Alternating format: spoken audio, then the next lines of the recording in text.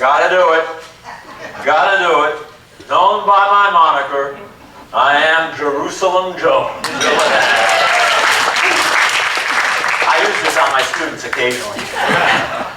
Consummate adventurer and world traveler that I am, as I make my way back and forth across the vast stretches of the Middle East, from Jerusalem down to Egypt, across Mediterranean lands and places in between.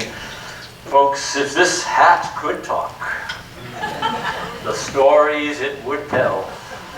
Oh yes, but in all seriousness, I do have the unique distinction and very high honor of being the world's only fair-haired, fair-skinned Scandinavian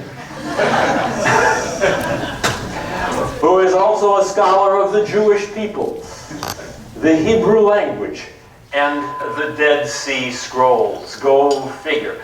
And people are always coming up to me asking, Dr. Hanson, whatever was it that propelled you? Nice Scandinavian fellow from Chicago. Got some weird stuff going on. I hate mics. I don't need them. Okay. Is that better? Yeah. I had some kind of feedback. From Chicago. You know, up there it's a smorgasbord. What propelled you to venture into this particular field, this line of inquiry, this discipline? And I always have to chalk it up to a very rare, virtually extinct animal as we now make our way through the 21st century. Intellectual curiosity. Has anyone vaguely heard of intellectual curiosity in the collective recesses of our crania? A long time ago, I remember, once upon a time, child of the 60s that I am, when young people would make their way across the great campuses of our country and even internationally and be searching, the real searchers, you know, running up to the professor, say, Professor, can you tell me, what is truth? we don't hear that anymore these days. It's Professor, where is the buck? You know, that sort of thing. But I was really consumed by that kind of passion. I wanted to understand this world that has spawned me and us. Another part of the story is that once upon a time I was in a pre-law curriculum,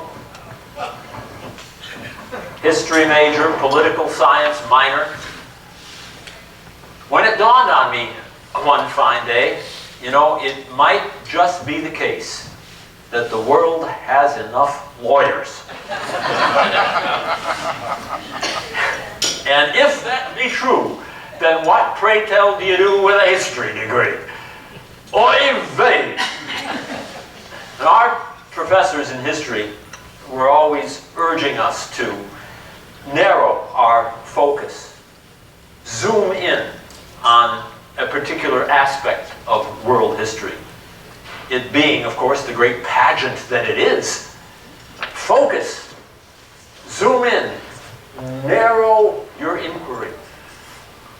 And since I was interested, of course, in those great existential topics, who are we? Where did we come from? How did we get here? I decided to trace our collective roots back to the very seedbed of all civilization. All the way back to the beginning, the Fertile Crescent. We're talking about those ancient civilizations of Mesopotamia and Egypt, and of course, a narrow sliver of turf nestled along the eastern flank of the Mediterranean called Eretz Yisrael, the land of Israel. So what did I do? Having never before ventured out of the continental United States, save for a single afternoon in Tijuana, I hopped on an eastbound plane for Tel Aviv, Israel. Still yet a senior in my undergraduate program in history. plunked myself down in the middle of a land of sights and smells and cuisine incompatible with my Chicago-bred palate, and talk about culture shock was massive. Massive. What have I done? Had a letter all penned to my parents announcing my imminent return to the States.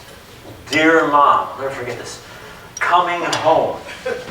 Can't take it. Send money immediately. The letter, I had a stamp on everything. And I never quite sent it. I'd come halfway around the world to study ancient Near East history. So that's what I decided.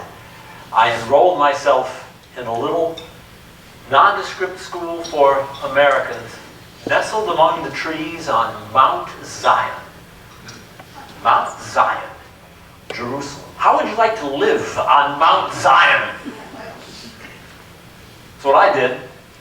Just an evening's stroll away from the last vestige of the great Temple Mount, 2,000 years old, the Wall, the Western Wall, HaKotel HaMa'aravi in Hebrew.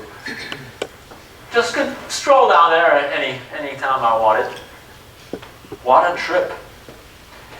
And I threw myself into the studies.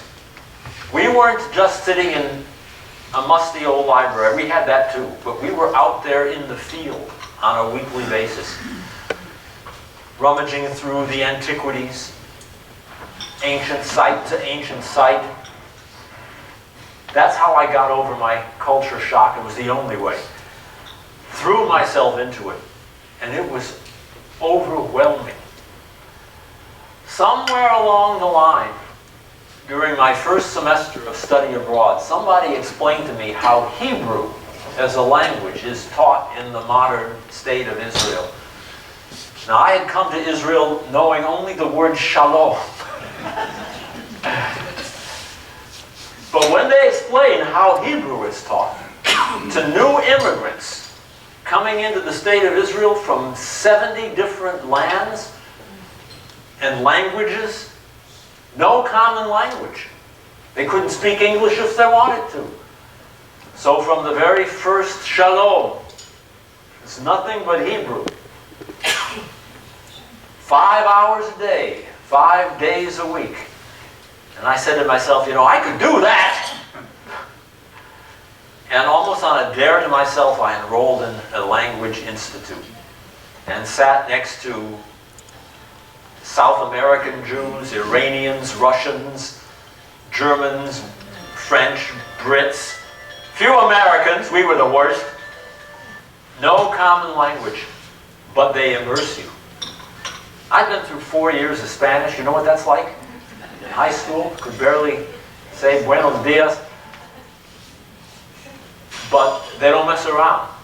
I like to tell people after several months of such a regimen in Israel, you're either quite fluent or in a hospital. I mean, there's no middle ground. And I really started to tumble onto this new language because I realized I was learning an ancient tongue, but it's also modern. There's nothing like it in the world. It was intoxicating. And after a few months, I was to the point I was really getting along in conversation in Israel. Scandinavian. I decided to test myself one fine afternoon by hopping on a city bus bound for this place, the Israel Museum of Jerusalem, and a special annex of that museum built to house one of the most important, if not the most important, archaeological artifacts ever. I found myself walking into the central rotunda of that great museum, the Shrine of the Book. Approaching an enormous glass case, unrolled around its inner rim was the complete scroll of the book of the prophet Yeshayahu. You know who that is? That's right, Isaiah. Isaiah. 2,000 years old. A little sign told me I was looking at a manuscript penned by the hand of an ancient Judean scribe long before my native English even existed. And I confess it took me a while to find my bearings. I was still a relative neophyte as a Hebrew speaker. But after a while, I found a passage from the great Isaiah scroll. And the words just lifted themselves off of the parchment, penetrated down to the kishkas, as we say in Yiddish. I'll never forget what I was reading. Kol korei b'midbar panu derech Hashem v'yashru ba'araba mesila le'Eloheinu. Right? Yeah, you got that. A voice is calling. In the wilderness, prepare the way of the Lord and straighten in the dry place a pathway for our God. I was reading the Dead Sea Scrolls in the original ancient tongue, and I don't suppose I fully recognized or comprehended until that moment just how little Hebrew as a language has changed in the course of the last few hundred years. Think of how much English has changed.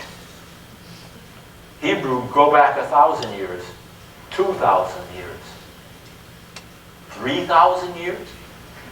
Hebrew has changed less in that space of time than English has in the last, 5 centuries? Or go back 1,000 years in English. Anybody read Beowulf lately? The languages change, they evolve, they become different. Not Hebrew.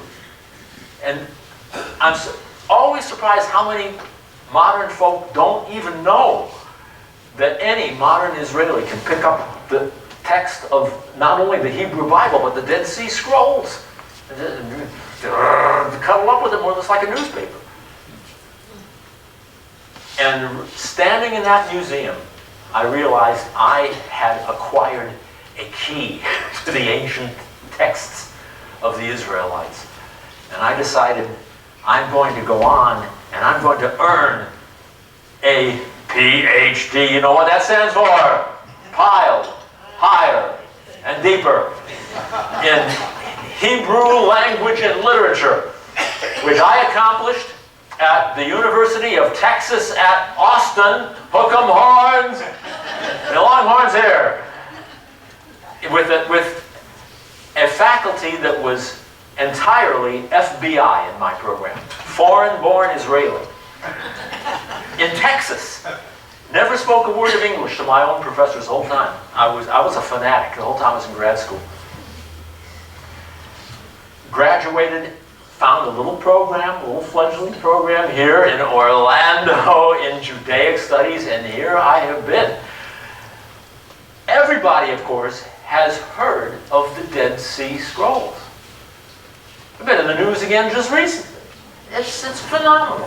What other ancient artifacts have galvanized people's attention, such as the Dead Sea Scrolls? All you have to do is pick up the headlines at your local supermarket checkout. Secrets of the Dead Sea Scrolls. And it's right next to this fascinating article here about Gator Man and Ape Woman. Now, the editors of this journal have actually reproduced a small snippet of Dead Sea Scroll material on the cover. It is upside down.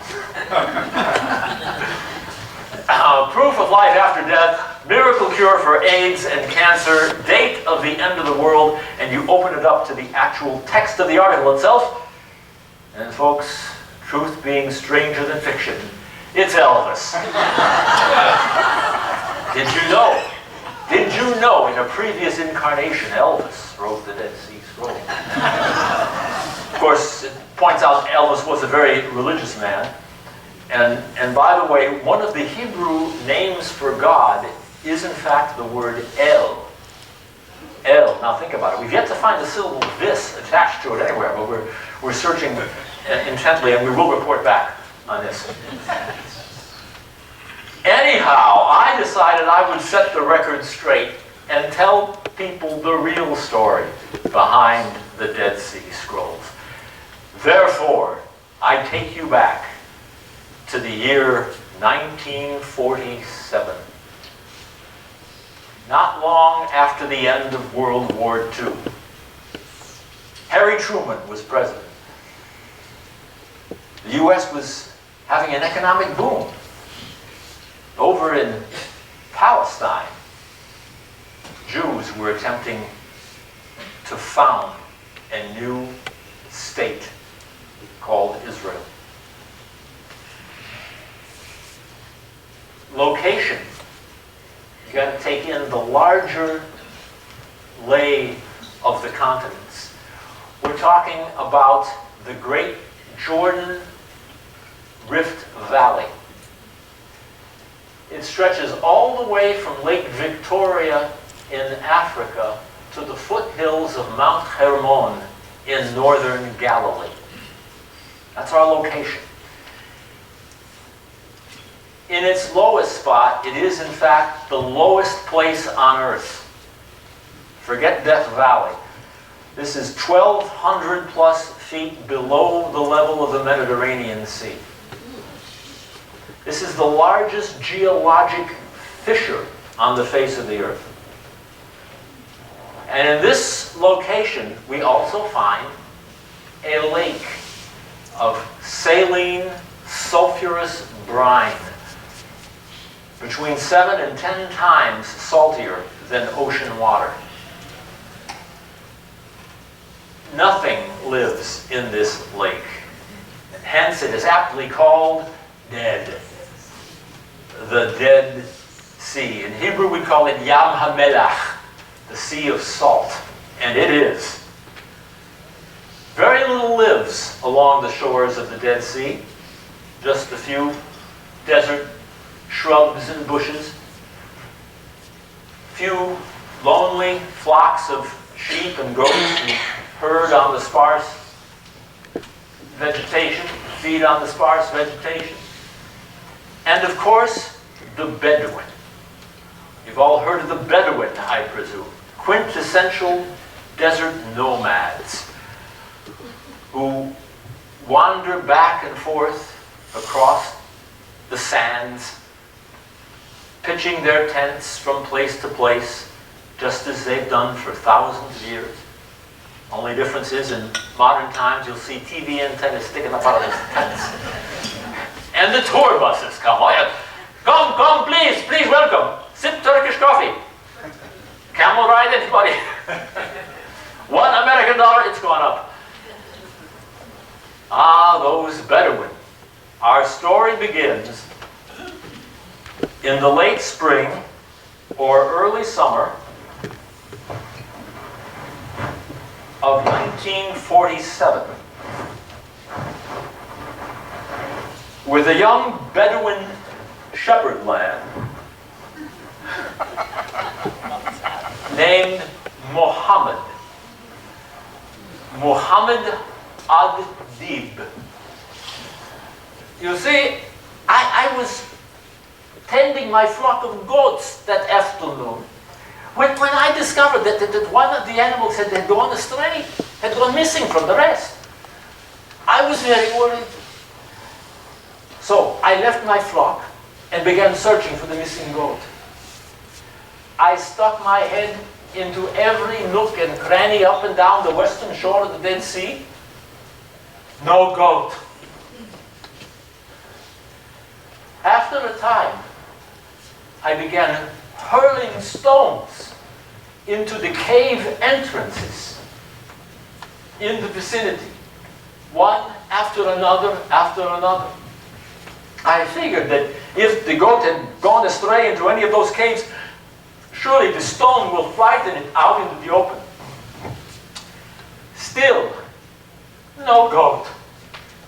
But when I let loose one nice big stone, my ears were pricked by a very curious sound. It sounded like something deep inside that cave was breaking. cracking open. It sounded like breaking pottery.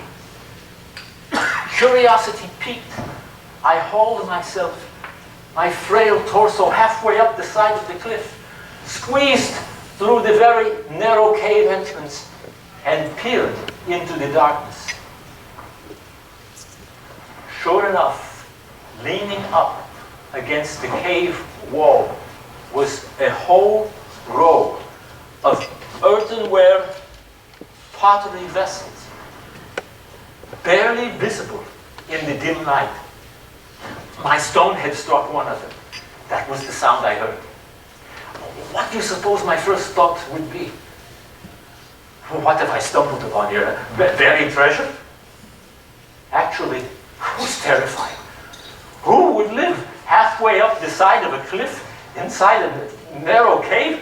This could be the lair of desert ghosts and goblins. We hear a lot of stories about them.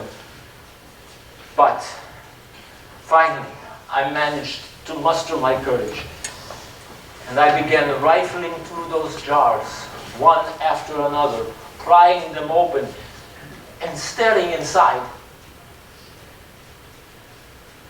Most of the jars were quite empty. But when I pried the lid off one jar in particular, discovered something inside.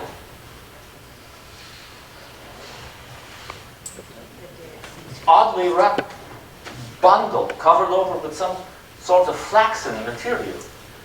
I had no idea what it was, but still worried about the ghosts. I hightailed it out of the cave, made it back to our Bedouin campsite. We're there that night by the fire. We began prying away the flax and unrolling these strange-looking parchments,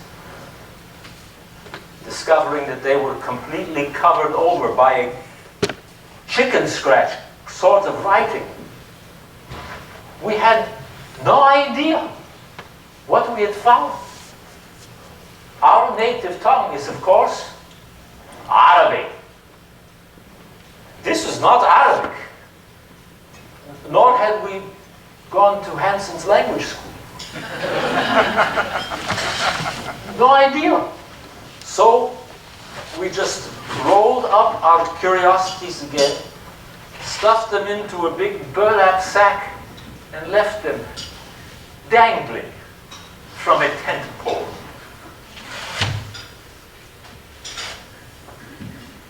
And that was the beginning of the saga of the Dead Sea Scrolls. Here, some years later, is Muhammad ad-Dib and his friend, a bit more grown up. For weeks thereafter, the Dead Sea Scrolls accompanied the Bedouin as they made their way back and forth across the wilderness of Judea. After a time, the Bedouin got to thinking, well, you know, these are covered over by some curious sort of writing. It looks quite old. Perhaps they might have some value, perhaps as antiques. And being a hardy entrepreneurial lot, they decided to take their parchments to a place called in Arabic Al-Suq, or the Shuk. It's the quintessential open marketplace of the Middle East, where everything under heaven is bought and sold, traded and bartered, from meat on hooks to assorted figs and dates to t-shirts that say Coca-Cola in Hebrew. They took their curiosities to the Shuk in a little town called Bethlehem. Bethlehem of Judea, where they proceeded to find a little nondescript general store owned and operated by a part-time cobbler, part-time antiquities dealer, who went by the Arabic nickname Kondo. Kondo. I think in subsequent years he bought a few condos in this neck of the woods. Kondo, the antiquities dealer. These Bedouin, he came into my shop one day. They showed me these old tattered parchments. I had no idea what they were. But, you know, I'll buy anything, because you never know. I paid them a few Jordanian pounds and bid them ma salami. The Bedouin went on their way, and then I was alone. I looked at these scrolls. I stared at them intently. I scrutinized every letter and could not understand the word. It was not in Arabic. I had no idea what I had bought. After a time I thought, well, here's a leathery sort of material. Perhaps if I cut them into strips, they just might be useful in the repair of sandals. I am a part-time cobbler, after all. But, wouldn't you know, I thought better of the whole sandal repair idea. After all, the writing does look old. Perhaps there's some profit in these. So, in the end, I decided to do a couple of things. First, I gathered together a group of friends and associates, cronies, and we went back to those caves where the Bedouins said they had found this stuff to see how much more parchment material might be out there in the desert. You know, we found lots more. Conducted our own archaeological expedition. Brought the material back to Bethlehem. I took some of the larger fragments and decided to rebury them in my own backyard. You know, they had been preserved, essentially sealed, buried in caves for all these centuries. I thought if I just rebury them, it would be okay. Unfortunately, it occasionally rains in Bethlehem. Sometimes it even snows. So when I went back to retrieve my priceless antiquities, what I found was a tarry, mangled mess. It smelled like camel dung. No one will ever know what those fragments contain. But being a very wise businessman, I always keep a reserve inventory. So, the next thing I decided to do was to take 4 of my scrolls. I had a bunch, but to take 4 of them up to the city of Jerusalem. Now, I happen to be a Christian Arab, a member of the Syrian Orthodox Church, the headquarters of which is in the old city of Jerusalem. So I made my way up to Jerusalem, pounded on the door of St. Mark's Monastery, and was greeted by a gentleman known as the Archbishop Samuel. The Archbishop Samuel. I showed him the scrolls. That was the end of it. For now. For now.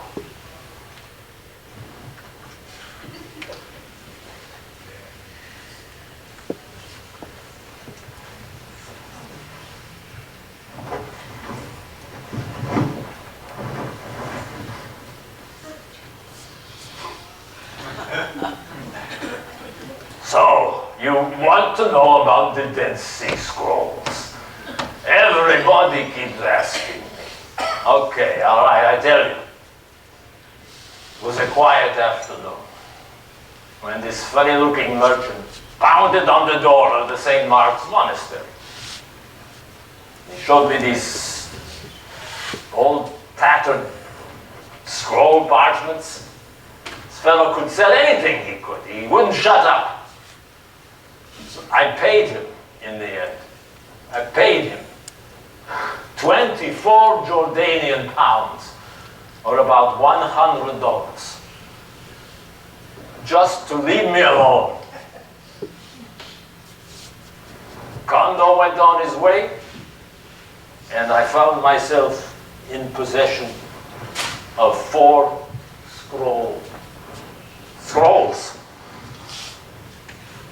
What are they? Started to open each one. Stared at them intently, scrutinized every letter. And you know what?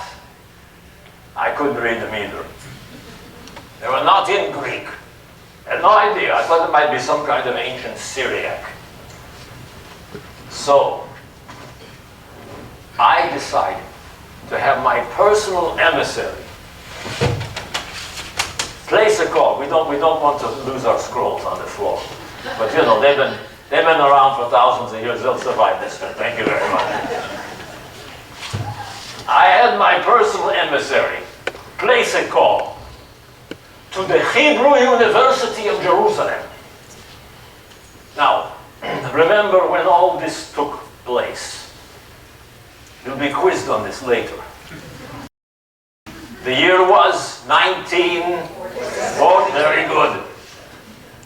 Jerusalem in those days was a divided city. The west side was in Jewish hands. The east side, where we are, was in Arab hands, with, of course, a Christian quarter. You might call this East Side story.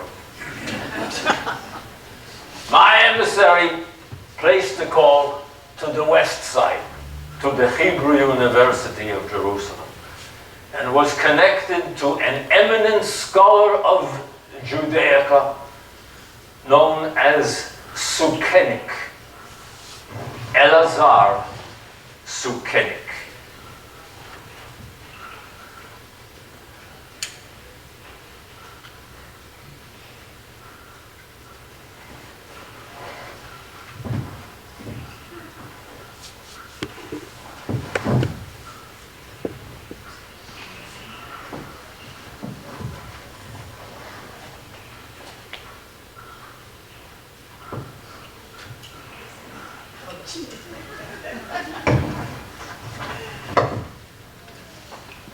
So the phone rings one afternoon, and the voice on the other end says, Professor Sukenik, I have something here I think might interest you.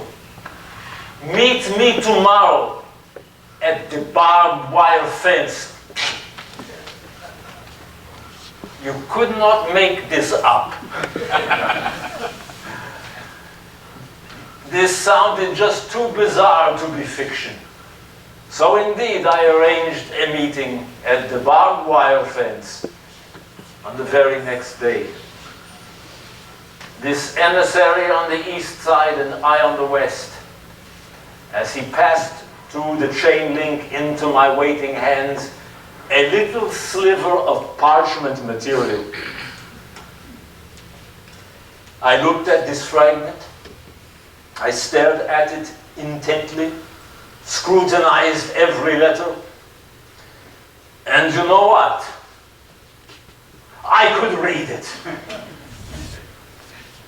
It looked old to me, very old, far older than any other manuscript or Hebrew writing I'd ever seen.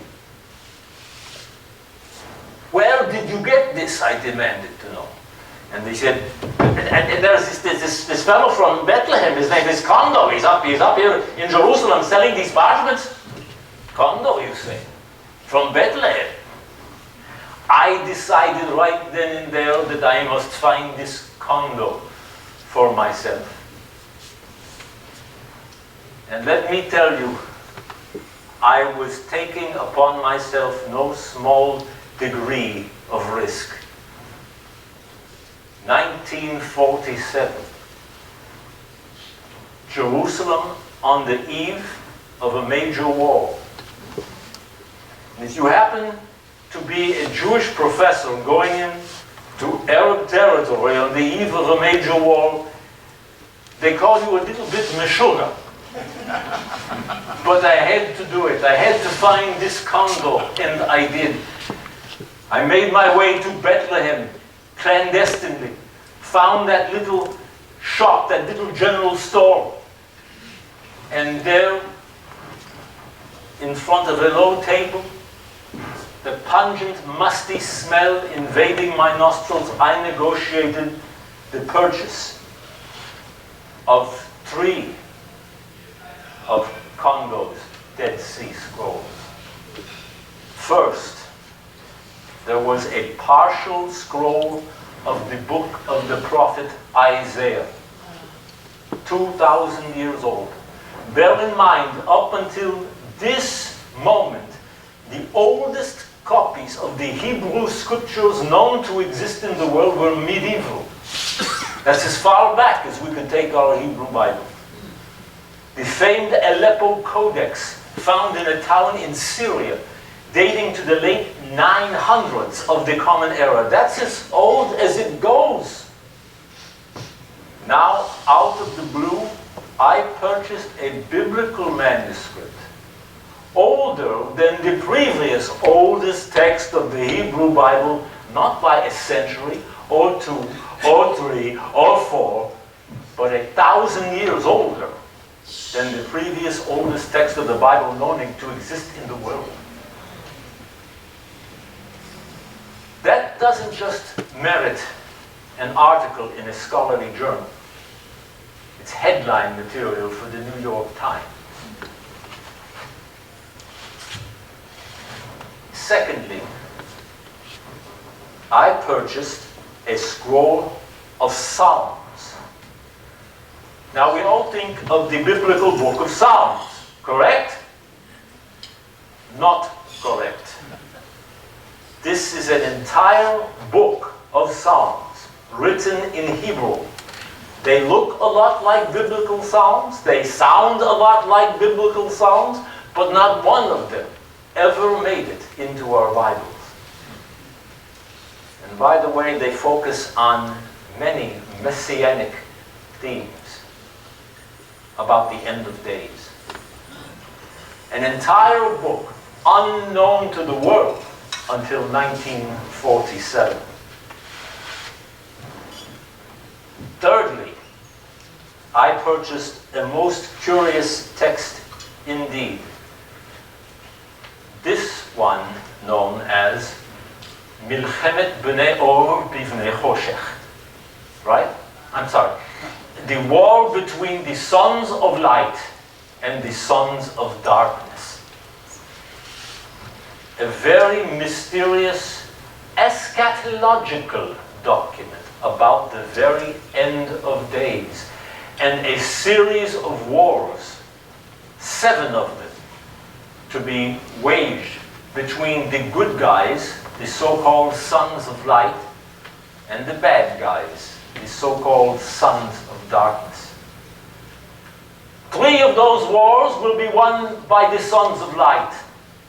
3 more will be won by the sons of darkness. And the final 7th battle will be won by the Almighty, who will descend from on high with a whole host of angels and win it on behalf of the good guys, the sons of light. It sounds hauntingly like a certain New Testament book you may have heard of, the book of and yet it's written in Hebrew, not Greek. And it predates the book of Revelation by at least 100 years. And by the way, if you like angels, you love the Dead Sea Scrolls. There are plenty of angels to go around. Now, when I purchased from Kondo those 3 scrolls, I was just a tad excited. I hightailed it back to Jerusalem, and all that night was lost in the study of these ancient texts. I was so excited I forgot where I was. I was interrupted late in the night, I think it was around midnight, by my own son who came barging into my study. And he's shouting, Abba! Abba! Talo tamin ma sheshamanu. You won't believe what we just heard. Anach shamanu la'um. We've been listening to the United Nations from New York. It wasn't even Saturday night. The United Nations has just voted on the partition of Palestine. We have a state. That did it. I dropped everything. I snapped back to reality, grabbed my personal journal and a pen, and proceeded to note the date. November 29, 1947. It is no accident that in my home on this day, these two events are joined. The rebirth of the Jewish nation after 2 millennia of dispersion and suffering, and the rediscovery of our common biblical heritage. This is no accident. Very humble, Sukenik was, and very true. But of course, the story doesn't end there. Don't forget our other friend in Jerusalem, the Archbishop Samuel, who had how many Dead Sea Scrolls in his possession? 4. Very good. Now, the Archbishop subsequently arranged for all 4 scrolls to be shown to Professor Sukenik at a later date. Just to show him. Sukenik looked at them and he said immediately, "How much?" The offer was mysteriously withdrawn. Seems that all the Archbishop wanted was Sukenik's considered opinion on the value of these parchments. And once the Archbishop realized that they are authentic and genuine and extremely valuable, he had other fish to fry. He decided to take his parchments to the one place on earth you can sell anything. The land of silk and money.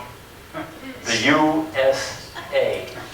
Specifically, Washington, D.C., the Library of Congress, where he put them on display amidst great fanfare. The Dead Sea Scrolls revealed for the world. Privately, the Archbishop circulated an asking price. He wanted for his 4 scrolls a grand total of, drum roll please, $1 million. It's not a bad markup. Why don't you pay $100? $1 million. Now, unfortunately, business in the United States is not exactly conducted the way it is in the Middle East. When you see that T-shirt, yes, you know, how much is this Coca-Cola? $50. And you'll say, I'll give you 2. Called handling in Yiddish. Back and forth you go and say, all business is done like this. All business is done like this. Nobody in the United States knew how to handle $1 million. I can't pay that. And nobody offered anything.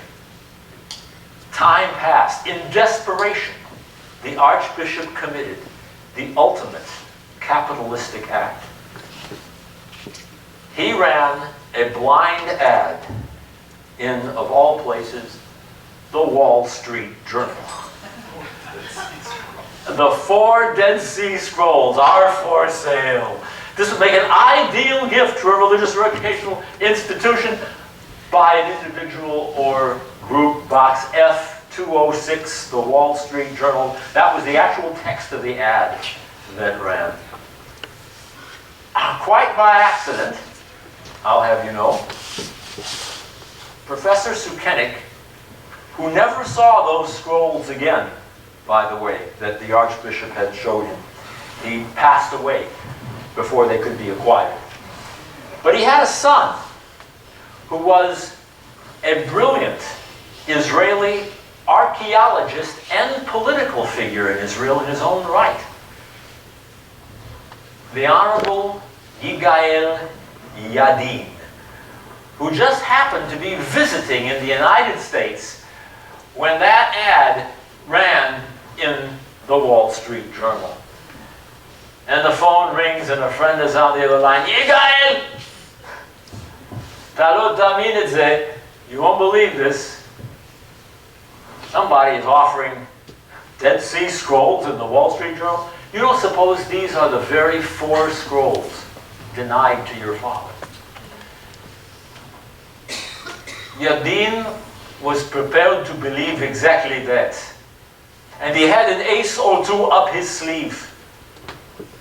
For one thing, he was born in Palestine, as it was called in those days. And consequently, he knew how to handle, how to wheel and deal back and forth. He also knew that if you happen to be a Jewish professor, it might not be the best idea to let a certain Christian archbishop know who you are. So he deftly arranged for a neutral bank to act as a broker and contact the archbishop independently so that Samuel never knew with whom he was dealing. And then the handling commenced. Look, you don't really expect $1 million. Be real, how much? The Archbishop offered $900,000. Yadin said, I'll give you 2.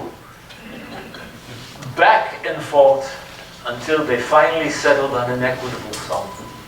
On behalf of the government of Israel, Yigael Yadin forked over to the Archbishop Samuel a grand total of, another drum roll, $250,000. Wow, that's a hundred. Back then, now it's not so much. Back then it was a lot, Yeah. but still on the low end of $1 million. The Archbishop was reasonably pleased. Professor Yadin was ecstatic. Tucked those 4 scrolls under her arm, hopped on an eastbound plane for Tel Aviv. Proceeded to join his 4 scrolls with his father's original 3, so that the state of Israel now had in its possession a total of 7 Dead Sea Scrolls. Very nice mystical number, isn't it? 7. These 4 scrolls consisted of, as we say in Hebrew, numero 1, number 1, a complete scroll of the book of the prophet Isaiah. My father's was partial. This was a complete Isaiah scroll, whole and entire, 66 chapters long, beginning to end. And how, pray tell, does Dead Sea Isaiah compare with more or less modern copies of the prophet that have come down to us, that we might find, for example, in the synagogue? Is there a little difference? Is there a lot of difference? How does it compare? Almost, not quite, but almost identical. You know, the biggest difference between the two is from the 6th chapter of the prophet Isaiah, where the great prophet is met by a supernatural vision. The heavens are opened. Fiery beings called Seraphim appear before him and chant in unison, Kadosh, Kadosh, Kadosh, holy, holy, holy, Hashem Tzvaot, the Lord of hosts or of armies, Meloch haaretz kevodo. The fullness of all the earth is his glory. In Dead Sea Isaiah, we simply read, Kadosh, Kadosh. There are only two holies. And that's the most significant difference we find. And how, pray tell, does the great prophet respond to this incredible vision as the heavens are opened and the doors, literally, of the temple lurch out of their jambs? You know what the prophet does, reading from the ancient text itself? He slaps his face and he shouts, Oi! I kid you not, that is what we read in the text. Oi li, he cries. Woe, woe is me. I am undone, for I am a man of unclean lips, and dwell among the people of unclean lips. That is the great Isaiah scroll, later placed in the very center of the Shrine of the Book Museum. Secondly, we have a commentary on the biblical prophet Habakkuk, or Habakkuk, you might pronounce him. This is not just the prophet himself, but a line-by-line commentary on the prophet, citing a verse from Habakkuk and then saying, this is what it means. Another verse, this is what it means. A running commentary. This commentary, unknown to the world until 1947. And this same commentary introduces actual characters, historical characters, whom we never heard of before, but who apparently lived and existed sometime in the first 2 centuries before the Common Era. One of them was a most mysterious character, dressed all in white.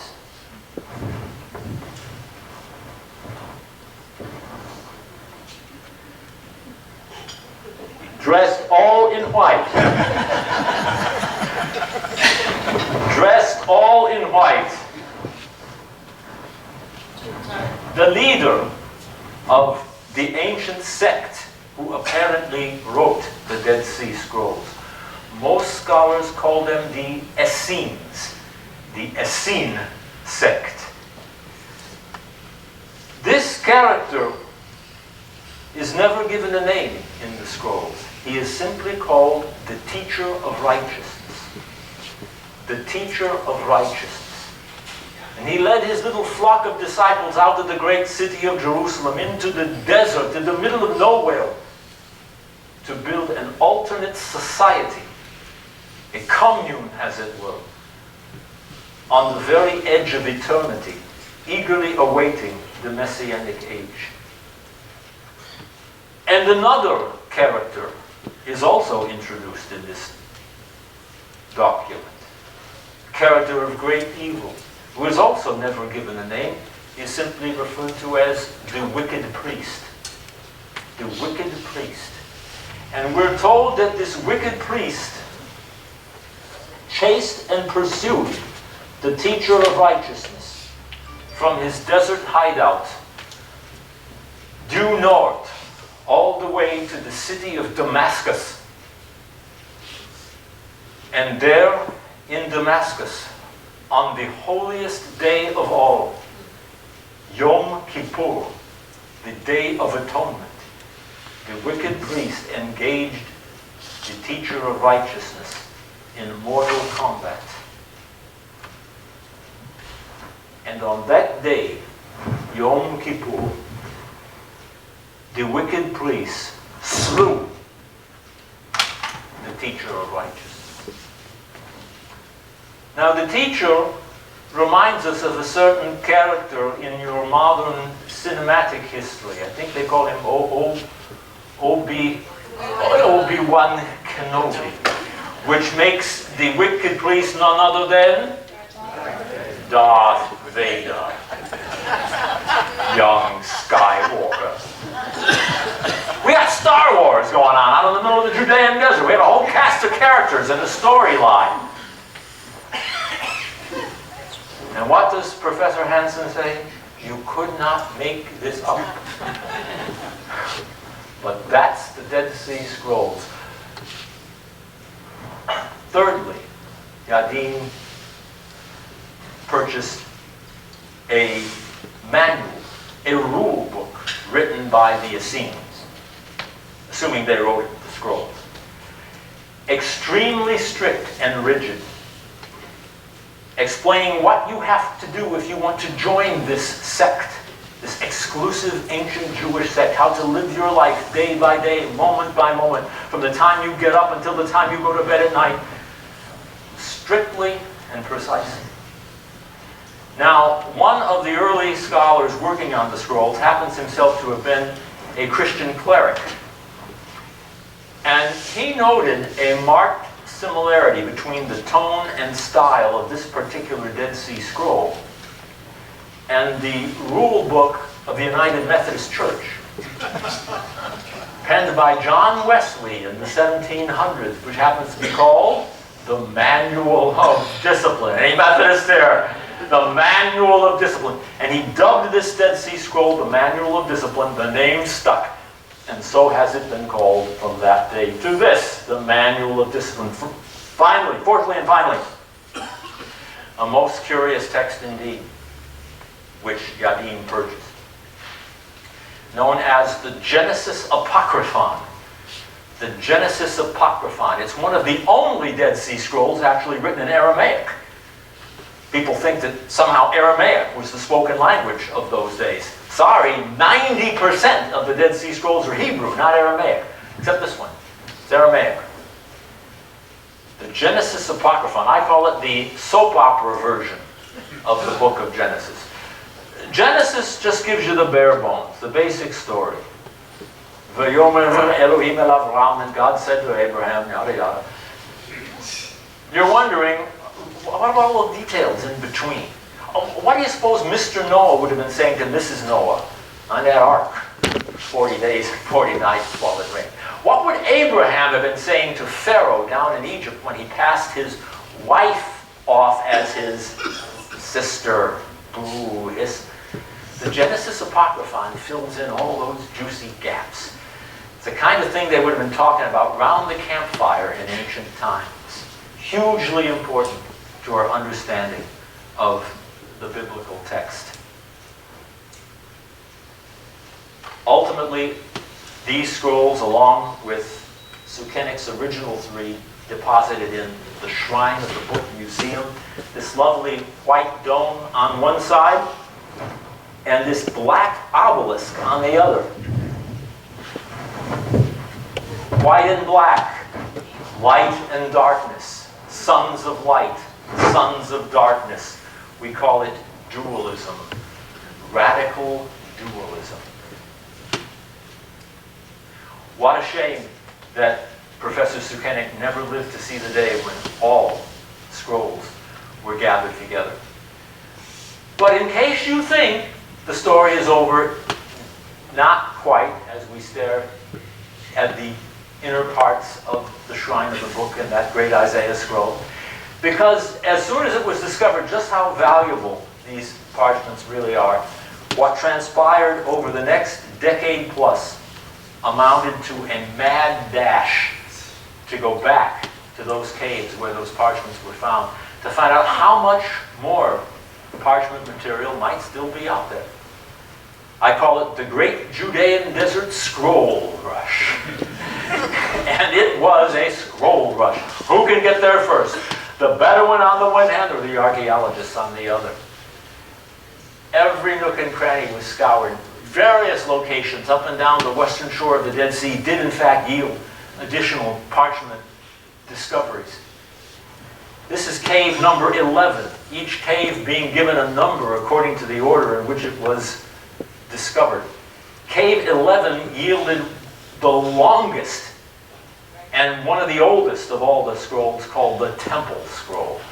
It describes a great end-time temple yet to be built, that God will build and bring down into the city of Jerusalem. You know, there are not a few modern Israelis who are waiting exactly on that. Hello, World War III. It's where we're at. Archaeology, geopolitics make strange bedfellows. But that's the cave in which the temple scroll was found. This is cave number 4, which yielded more parchment material than all of the others combined. However, whereas the other caves contained earthenware vessels protecting the scrolls, in cave number 4, the parchments were laid out flat in stacks in the floor of that cave, one on top of another, then covered over with sand, pebbles, debris, dirt, and just left for 2,000 years. In the end, what we have is a mess. The world's biggest jigsaw puzzle. Who found cave 4 first? The Bedouin, who were not exactly trained in the science of archaeology. They started scooping this stuff in big handfuls and into their burlap sacks. Off they sped across the Judean desert.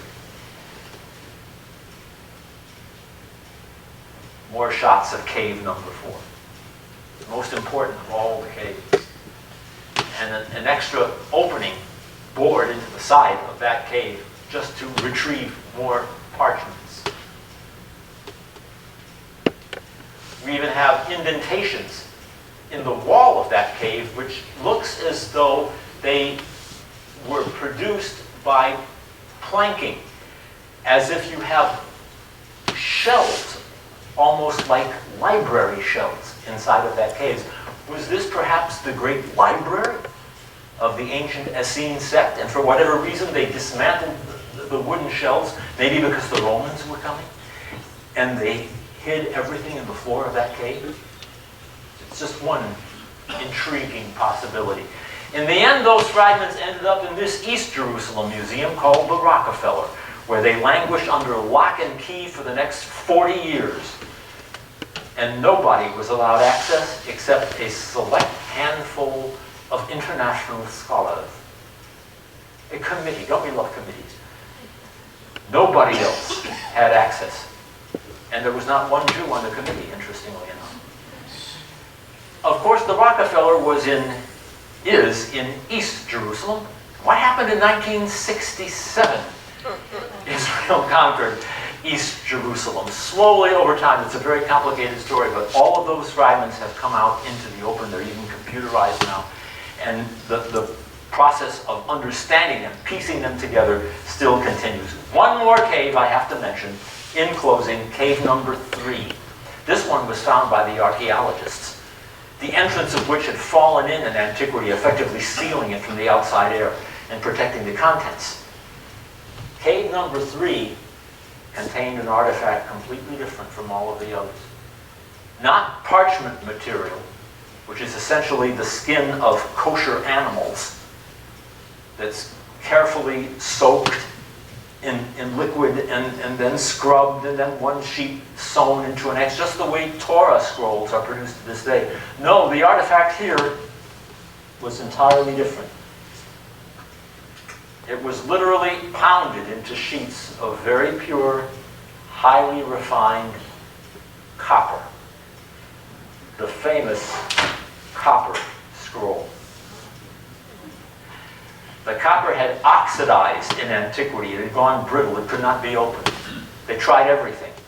In the end, they had to saw it into little arcs, which they laid one next to another, inadvertently cutting through some of the letters. Boy. But finally, they got it all laid out and in the open and proceeded to transcribe and translate it. You know what the copper scroll contained? Not going to tell you. Okay, because I like you. Only tonight I tell you. It's an inventory of buried treasure. More than 200 tons of gold, silver, and consecrated artifacts from the sacred temple in Jerusalem, along with precise locations as to where this stuff was buried in the Judean desert. When the archaeologists transcribed this, you know what they did? They dropped everything and they ran out with metal detectors. Seriously. To date, not a trace of the treasure has ever been found. Though a personal friend of mine thinks he knows where it is. I'm not kidding. He's a little nutty, oops, but I like it. Hope he finds it. Not a trace has ever been found, and it's one of the enduring mysteries of the Dead Sea Scrolls. Maybe it was just a decoy. And the real locations are in the other copper scroll, which is actually mentioned at the very end of the document. But there's another. Ooh, and that one still may be out there. That's what we're dealing with. But in closing, gotta mention this. Wouldn't you know, just when we think everything has been found that could be found, nothing new, sure enough, we've got additional small fragments of inscribed Dead Sea Scroll material just found earlier this year. Phenomenal. They are in Greek, however, which is interesting. Overwhelmingly, the scrolls are Hebrew. A little bit of Aramaic, and there's a little bit of Greek. These are in Greek, except where the divine name is mentioned. 4 Hebrew letters. Yud, He, Vav, He. Y-H-W-H. We don't pronounce them. But they're rendered Lord in your English Bibles. Incorrectly, I might add. 4 letters. And those letters, the text is Greek, but when that name appears, it appears in Paleo-Hebrew. It's phenomenal. One from Zechariah, chapter 8, speak the truth to one another, and another from the prophet Nahum, saying the mountains quake because of him. All very new and very controversial, but there's something I'm going to close with that's even more astounding that you may not have heard of. It's this. Only very recently we have a renowned Israeli scholar named Dershowitz, who is taking a fresh look at a Dead Sea Scroll that was apparently discovered back in the 1800s by an antiquities dealer named Shapira. But he was even fuzzy, Shapira, on where it came from. But he tried to decipher it, and he discovered that what we have is a partial text of the biblical book of Deuteronomy. But it is different from the traditional Deuteronomy. It's more condensed. It's shorter. The laws, the many, many biblical laws are not there. It's like a flowing narrative. And he became convinced that this is the earliest version of the book of Deuteronomy in the world. It may even have been Moses' own copy. And then it was amended and added to until we came down with the Deuteronomy we have today. But we're peeking behind a biblical book. He was so excited. He took this parchment to London. He tried to sell it. It's a long story. Actually, it was in many cities. The whole thing was denounced as a fraud, as a fake. And Shapira became despondent. So much so that he took his own life. And subsequent to that, the parchments mysteriously vanished. All we have are hand copies of the text from the original. And only recently, this scholar named Dershowitz has reevaluated them, and he says, you know what? I don't think these are fake at all. In fact, he went back to Shapira's own quarters where he was living, his own study, and found his handwritten notes trying to decipher and make sense of what this text means. And Dershowitz's question is, wait a second, if Shapira forged this, if it was a fake, then why does he have volumes trying to figure out what they mean? He thinks this could well be, in fact is, the real McCoy. All we have are hand transcriptions. this guy has written voluminously on it. It's hugely controversial even as we speak. There are scholars who say this is totally a fraud, others who are saying, wait a second, what do you think? Nothing is like the Dead Sea Scrolls. Do we agree? Thank you very much, everybody. You are the best, absolutely the best.